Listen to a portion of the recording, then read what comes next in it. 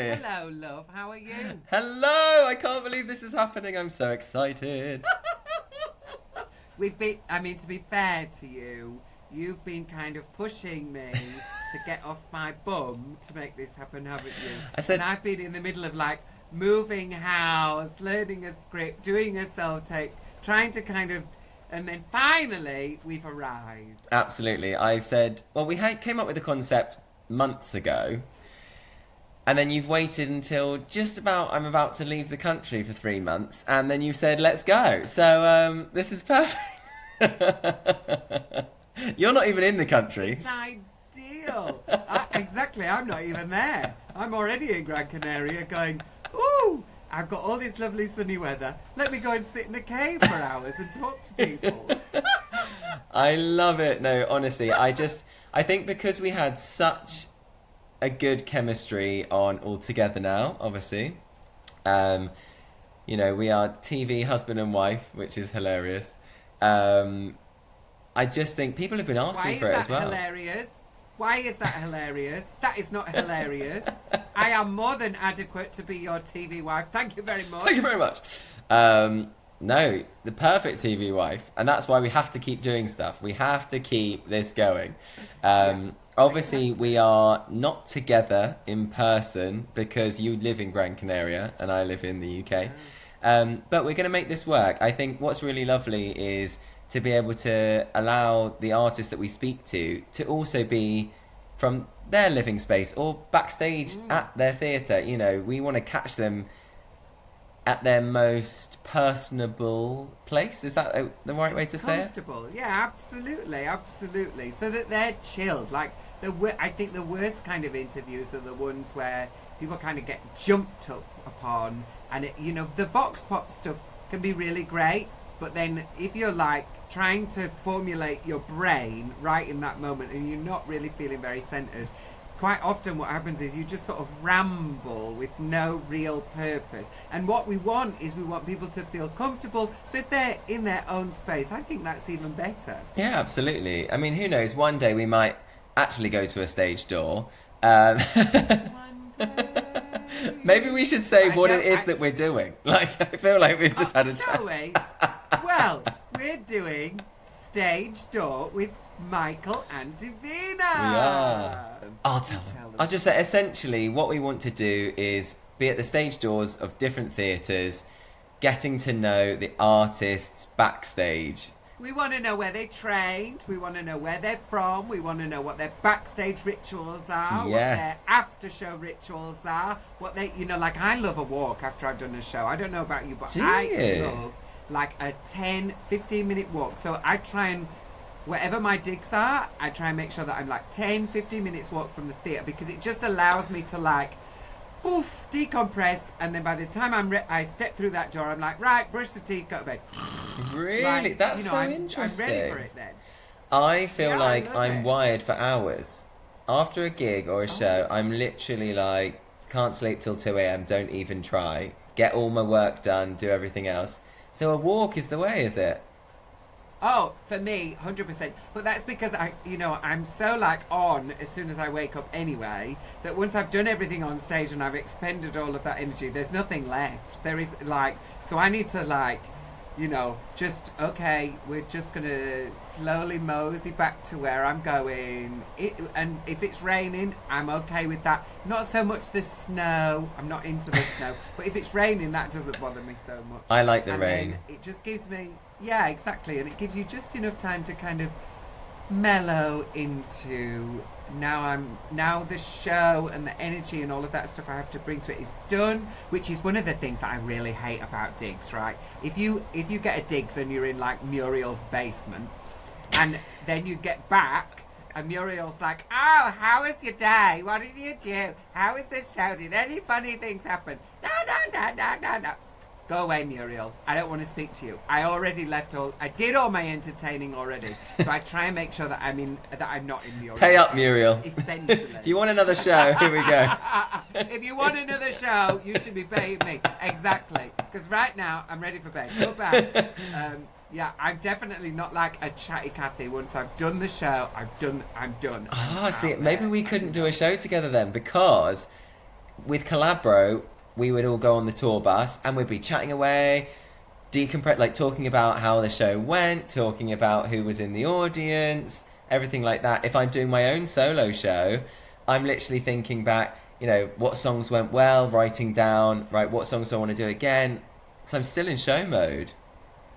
Yeah, I mean, but I do that in those kind of 10, 15 minutes of walking. I do all of that decompressing and thinking about what, you know, oh, I fell over, wasn't a moron. You know, that kind of thing. I think about all of that while I'm doing that, so that then it's all done by the time I get home, and I'm ready to just throw that away. Gone. That's really good. And before a show then, do you do the same thing? You like only on your walk to the theatre, do you then build it up, or is there a different... No, it's putting the makeup on. The makeup and then the company warm up. That's what really sets me up. You know, and I think it's very difficult when you're touring solo to build in a proper warm up, because you're trying to go, okay, the screen has to be this, and then this is what happens here, and and then you're going, okay, and then in this moment for the lights, and then the sound isn't quite right, there's something over here that's not, you know, so there's all of this other stuff that you're trying to juggle while you're doing a solo tour, unless you've got a really good set of people around you. So it's really difficult for me when I'm doing a solo tour, because it's just me going, okay, all hands on deck, so it's a different process. So the process for me is like, get the face on, do the warm up, and then I'm ready for the show. Yeah. Cool. Yeah, it's funny, isn't it? I'm really excited to hear from everyone that we interview whether they have got any rituals or any maybe like funny stories backstage, or I'm trying to think what else we can ask them. I suppose it's all relative to what they've done before and what shows they're in. We just want to get the inside scoop, don't we, really? Exactly. And of course the joy of, you know, being able to chat with people like this is that the conversation will naturally, you know, we do our little bit of research, we find our little bits of information about them out, but the conversation itself will naturally, that's what I really enjoy about these, is that the conversation naturally kind of progresses anyway, and there's little things that they'll say and you can go, oh, I'd like to hear more about that. Tell me a little bit more about, you know, what it was like growing up in Norwich. You know, I don't really know Norwich very well. So for somebody like me, that's interesting. I want to know what it's like growing up there. What were the things that kind of helped to shape you into the performer that you are? Have you got any rituals, Michael, before you go on stage? Have I got any rituals? No, I'm so boring. I did go through a phase of having to have like a, you know, like a lemon, honey and lemon, like sucky sweet. A Jakeman's. Jakeman's. I didn't know if I could say the brand. Listen, we can maybe I'll get sent some. Brand. Jakeman's, send us all the sweets, darling. We love you. Send them. Honestly, and I was obsessed. Literally have one before, but only get like halfway through it, because if you have the whole thing, then your voice is too thing. So then, literally have half a one, then at the interval, have the rest of it.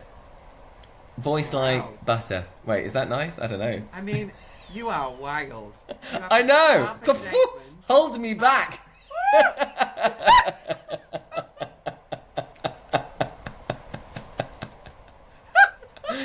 Oh gosh. Honestly, I remember actually when we did Britain's Got Talent, we were told. I don't know if you know, but Michael did Britain's Got Talent. Actually won Britain's Got Talent. Actually won. Yeah. Shout out to Calabro. We've got one winner in the chat right now. Woohoo! You start looking for compliments. You're my winner always. No, so when we were on Britain's Got Talent, I remember quite early on it was like, right, what's the scandal? What do you get up to in the dressing rooms? Have you ever thrown a TV out a window and all this? And we were literally like, no, we literally drink honey and lemon, and that's about as exciting as it gets. But I thought, are we supposed to? Like, should we try and do something crazy? Like, do they want the headline to be Calabro throw TV out the window? You know, I don't know. Well, they do, but not because it's going to help you. Yeah, they just want to, make money off the headline. Of course. That's what all of those things are about. But darling, I am so sorry. I'm going to have to go because I've spent all this time getting dressed and you just put a black t-shirt on. This is my favourite t-shirt. What are you talking about? This has taken me hours. I've showered.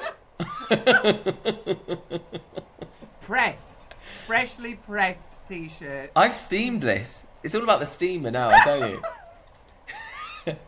But I might call you out here because I guarantee you've not got like legs and heels on. I mean, not that you put your legs on. No, you have. Has she got her heels on? Look at her. Woo! She's tucked. No. Remember, this is where people listen. If they might not be able to see this, she's like. I know.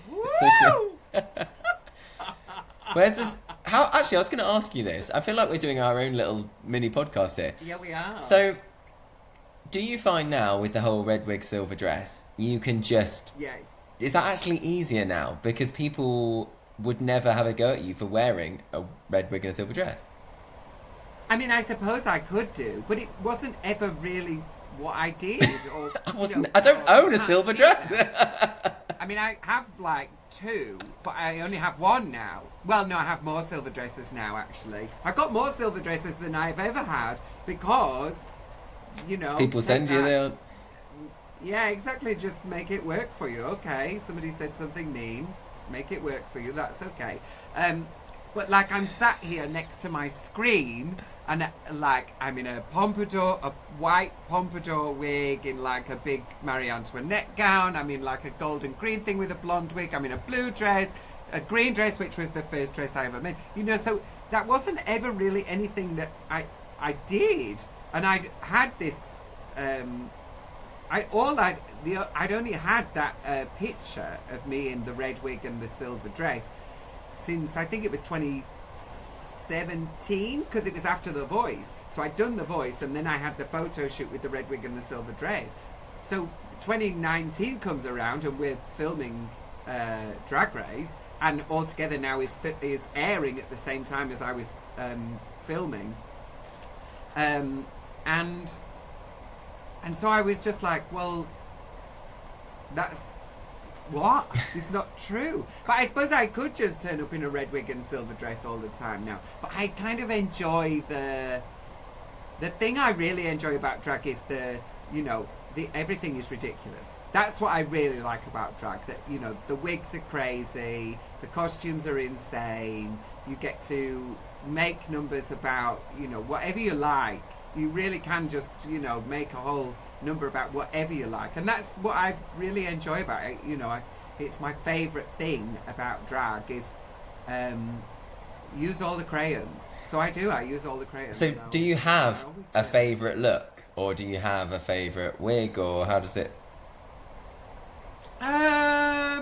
No, it all depends on what is happening on stage. What is it that I'm trying to do on stage? So if I'm doing a full solo show, then generally it will be something that I can move in, because I need, just from a practical perspective, if I have a 15-foot train on a dress, I cannot do, what I do on stage. Yeah. But if I'm hosting, well, that's a different thing. Or if I'm, interviewing somebody, again, that's a different thing is happening. So a lot of it just depends on what's happening. And if I'm doing we're just doing 3 numbers through the night, then again, I'll try and make it so that my costumes reflect what's going on stage. So I did a gig where the theme was nautical. So they'd had a whole weekend of events and it was all kind of nautically themed. So I went as the Little Mermaid.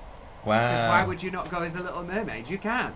And I also had the costume already from doing it at Panto. So, I'm reuse, recycle. I don't want to fill the oceans with plastic. I don't want that. So I'm reusing, recycling my old tat. Divina Campo, saving the world. One sequin at a time. I was literally going to say that exact sentence. And Michael is wearing the same black t-shirt every day, also saving the world. Saving the world. Saving the world. That's so Well, brilliant. you know what we're really going to be saving? We're going to be saving Theatreland, because our stage door with Michael and Divina podcast is coming very soon. Yes! And click the links. You'll be able to Click find the it. link. We will see you there. Come and join us at the stage See door. you there. Bye.